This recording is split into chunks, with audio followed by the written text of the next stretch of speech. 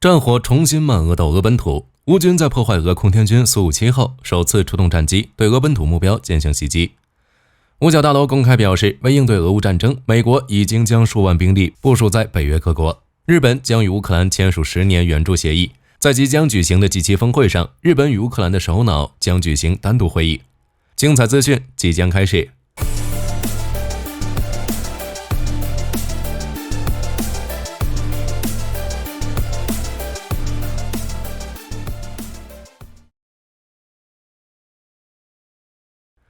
根据英国媒体6月9日报道，乌克兰首次出动空军飞机对俄罗斯本土目标发动袭击，同时还在亚速海对俄军登陆舰发动突袭。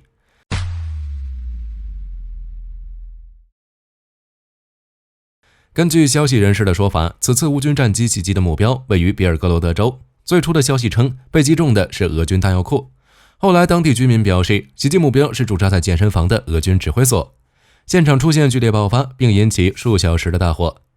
值得注意的是，乌军已经利用无人机对俄本土目标发动多次袭击，但出动战斗机还是首次。在此次袭击事件后，有可能会被俄罗斯视为新的升级。目前尚不清楚乌军在袭击中使用了哪些弹药，不过火力军猜测应该是北约援助的弹药，毕竟美国已经允许乌军在俄本土使用美制弹药，以此来协助前线乌军重新控制哈尔科夫。虽然英国没有明确同意，但也对外表示由乌克兰决定如何使用英制武器，比如暴风影巡航导弹。目前乌克兰已经获得美国、英国、法国、拉脱维亚、瑞典、波兰以及芬兰等国的许可，可以用上述国家援助的武器对俄本土目标进行打击。有专家认为，目前乌军的被动局势主要原因之一就是无法随意使用北约援助的先进武器对俄本土目标进行打击，而俄罗斯却没有这个限制。这也导致乌军被捆绑住了手脚，被迫打不对称战争。在北约武器相继解禁之后，这种局势发生变化，不仅可以威胁到俄军在边境集结的部队，就连后勤集散地也会受到严重威胁，甚至包括莫斯科在内的俄罗斯纵深目标都会随时遭到乌军打击。此次乌军出动战机就已经说明了这一点。既然聊到这里了，那火力军就不得不再提一下乌军首次损毁俄军苏57的事情了。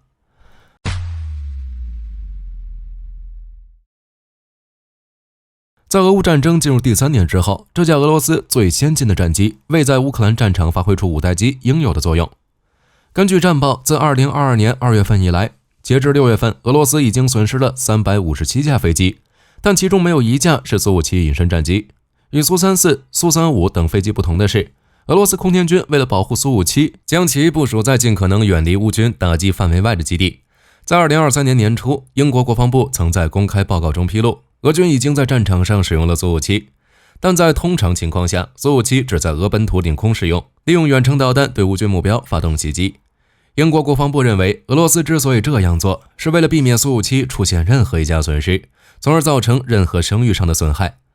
2024年4月，基辅空军发言人伊利亚表示，俄军已经使用了其苏57战机，利用 KH-59 和 KH-69 导弹飞抵俄边境地区发射，打击乌军目标，并试图与乌军防空系统保持安全距离。实际上，根据火力军的了解，目前俄罗斯已交空天军的苏57只有6架而已。虽然俄罗斯计划在未来几年内列装70余架，但由于受到北约各国的制裁，导致苏57缺少必要配件。俄罗斯之所以要制造苏57，一方面是想展示其部属于美国的航空技术，以激发俄罗斯公民对普京政策的支持；另一方面，则是为了向其他国家出手，在普京急需资金的时候进行销售，以此来筹措战争经费。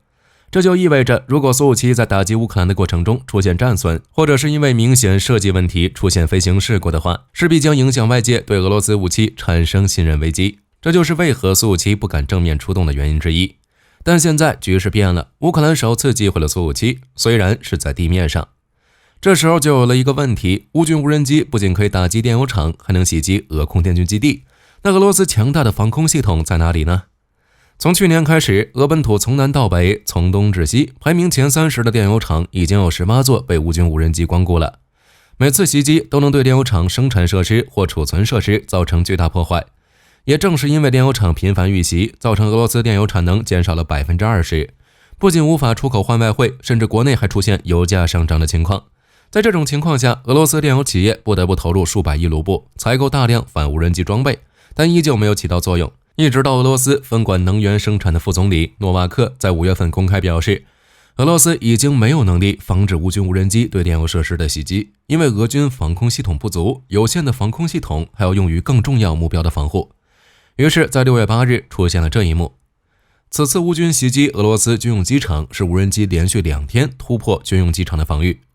6月7日，乌军一架无人机突破俄军防空网，直接对莫斯多克军用机场发动袭击。该机场距离俄乌边境1000多公里，俄军在此地部署了大量轰炸机、战机以及直升机。从公开的影片来看，这架乌军无人机加速俯冲机场，俄军防空炮与铠甲 S 防空系统在一阵噼里啪啦的袭击之后，还是让无人机突破了。紧接着，无人机冲向图 2M3 轰炸机发生了爆炸，甚至还造成旁边的飞机受损。6月8日，乌军无人机又突破了阿赫图宾斯克机场，导致俄军苏57受损。而这一次，俄军防空火炮都没任何反应。对此，俄罗斯军方表示，防空系统是没办法拦截无人机的，低慢小的目标是没办法进行拦截的。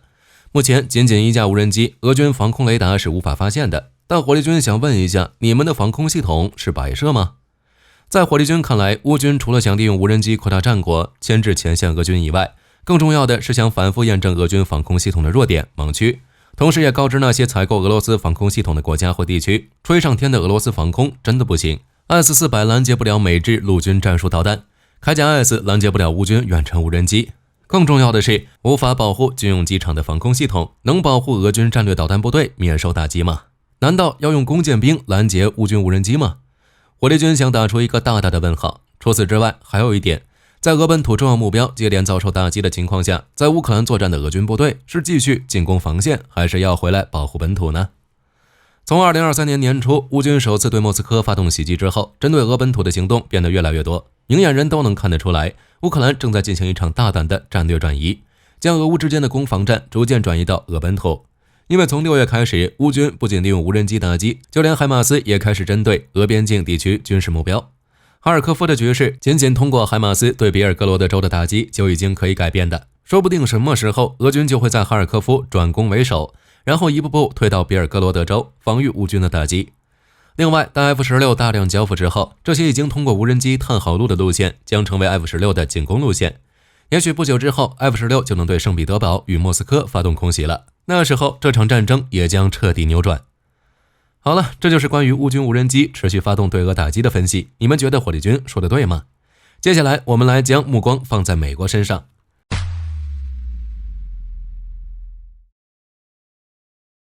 根据美国国防部的最新消息，目前美国已经在欧洲各北约成员国境内部署了8万美军。在美国这份简报中，目前沙特境内部署了2300人，约旦部署了3800人，尼日尔部署了700人，黎巴嫩部署了75人。不过，美军没有透露在伊拉克和叙利亚部署了多少兵力。在美国全球战略中，欧洲、中东以及东亚是美军部署的重点，其中欧洲是美国在亚欧大陆最重要的方向。要知道，这里拥有世界上最强大的军事联盟——北大西洋公约，除了美国与加拿大以外，其余北约成员国都在欧洲。值得注意的是，目前美国海外驻军有 27.2 万人，由于加拿大就在美国边上，所以美国并没有部署多少兵力，仅有140人。这就意味着这8万美军基本在欧洲境内，由此可见，欧洲不愧是美国在亚欧大陆最为重视的地方。至于起到什么作用，一个是保护北约各国，第二个就是防备俄罗斯了。毕竟俄罗斯带来的威胁非常大，也不知道这8万美军如果与俄罗斯爆发正面的对决，在没有其他北约国家介入的情况下，究竟哪一方更强一些？各位可以尽情猜测一下。接下来是关于日本与乌克兰安全协议的最新消息。根据日本 NHK 电视台报道，目前 NHK 电视台收到一份文件显示，日本将与乌克兰签署一份援助协议，日本将在宪法框架之内持续为乌克兰提供安全与防务援助，为期10年。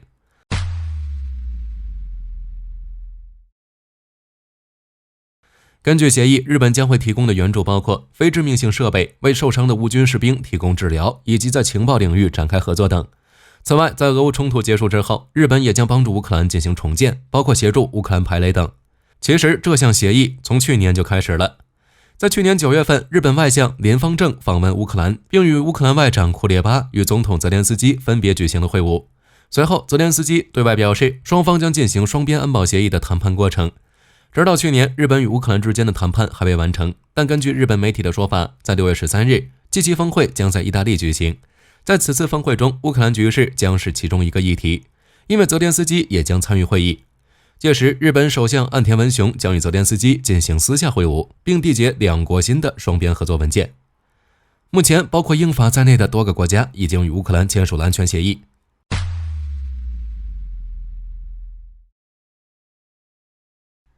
根据相关报道，5月29日，位于威斯康星州的奥什科什防务公司宣布，他们已经获得了向美国陆军供应重型战术车的重要合同。合同中包括了新一代中型战术车辆 FMTV-A2 以及相应的拖车生产和交付。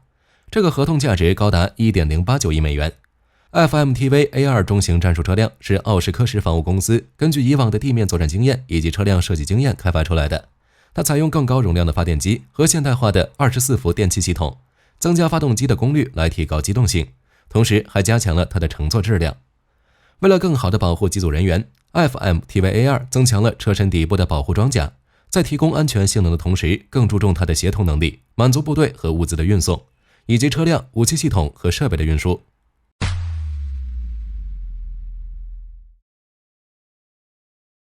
根据俄罗斯卫星通讯社报道，5月30日，美国国务院发言人韦丹特·帕特尔表示，美国认为没有必要将核武器送返印太地区，也没在朝鲜半岛部署核武器的计划。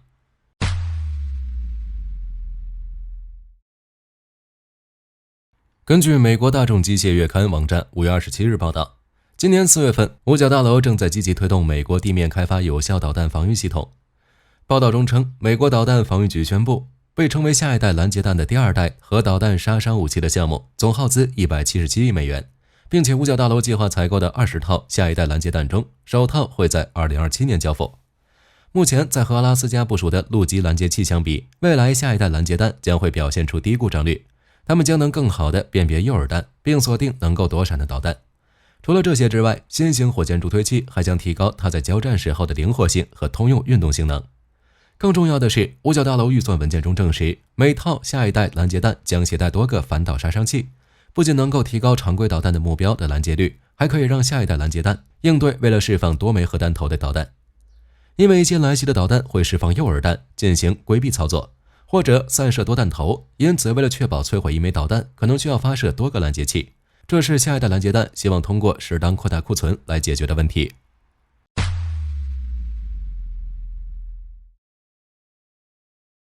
根据相关报道，5月29日，美国国务院批准了一项潜在的向瑞典出售外国军事，涉及12架 UH-60M 黑鹰直升机以及相关的后勤和项目支持，估计成本高达 9.5 亿美元。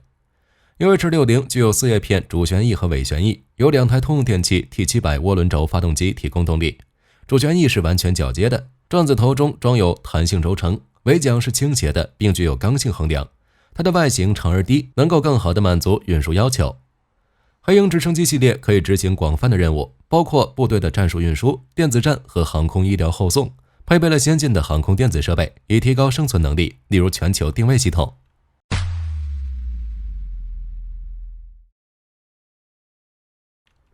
根据俄罗斯卫星通讯社报道，5月29日，印度国防部表示，印度空军在奥里萨邦海岸成功完成了苏30 MKI 战机挂载 RUDRAM-2 空对地导弹的飞行测试。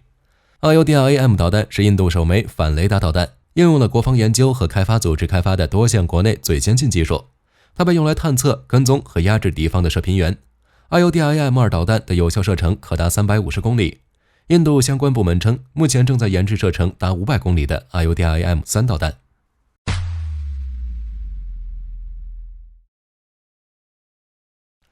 据日本经济新闻报道，5月29日，美国太空军印太司令部司令安东尼·马斯塔利尔透露，将在驻日美军中成立太空军部队，未来将与夏威夷的印太地区太空军和驻韩美军的太空军合作，共同收集朝鲜导弹发射等信息。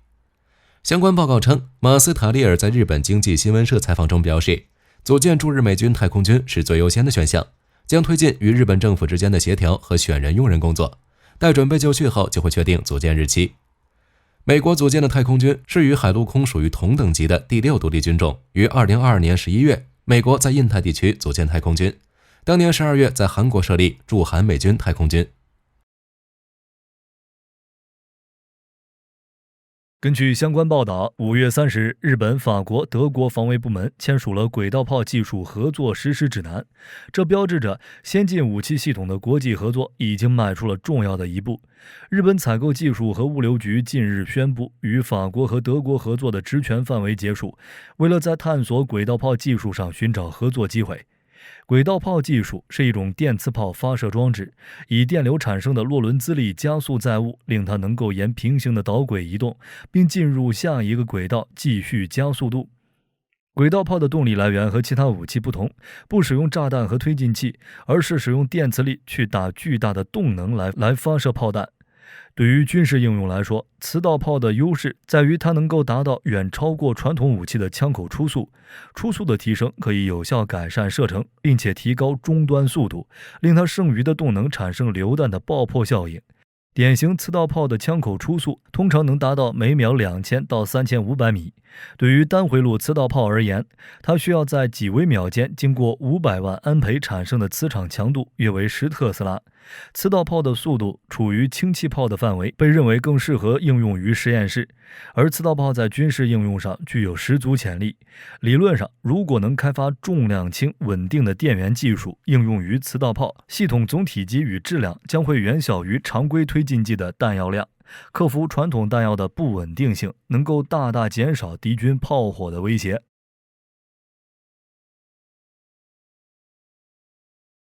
根据相关报道，5月30日，劳斯莱斯公司发布公关，称已经和日本达成协议，为日本配备宙斯盾系统的舰艇提供首套双 MT-30 动力混合机电推进系统，这是日本新驱逐舰计划的一部分。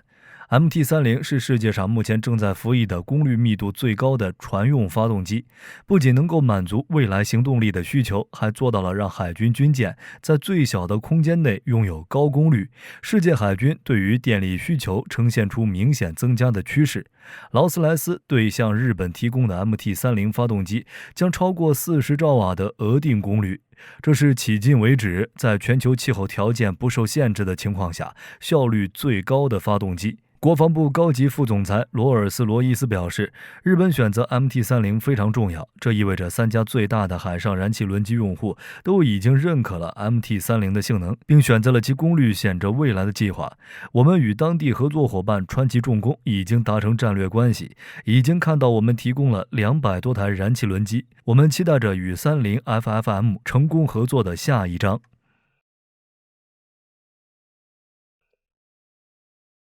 根据最新报道，5月31日，法国国防部公布，日本海上自卫队大鱼级坦克登陆舰国旗号已经加入波利尼亚附近举行的法国演习。大鱼级国旗号坦克登陆舰是日本的一种两栖船坞运输舰。国旗号的作用是将地面部队有效地运输到重点地点，并且在大规模自然灾害发生的时候营救平民。舰体拥有装甲和开放甲板，后部装有装甲着陆甲板，可容纳2架大型 CH-47直升机。船尾的船坞中装有2个登陆艇气垫船。这款坦克登陆舰长178米，宽度25.8米，高17米，吃水深度能够达到6米，速度能够达到22节。好了，以上就是本期资讯的全部内容了。你们觉得乌克兰利用无人机探路为后续 F-16交付乌军，展开针对俄本土空袭行动的猜测可行吗？各位对此还有什么样的看法？欢迎在评论区讨论一下。我是火力军，下期再见。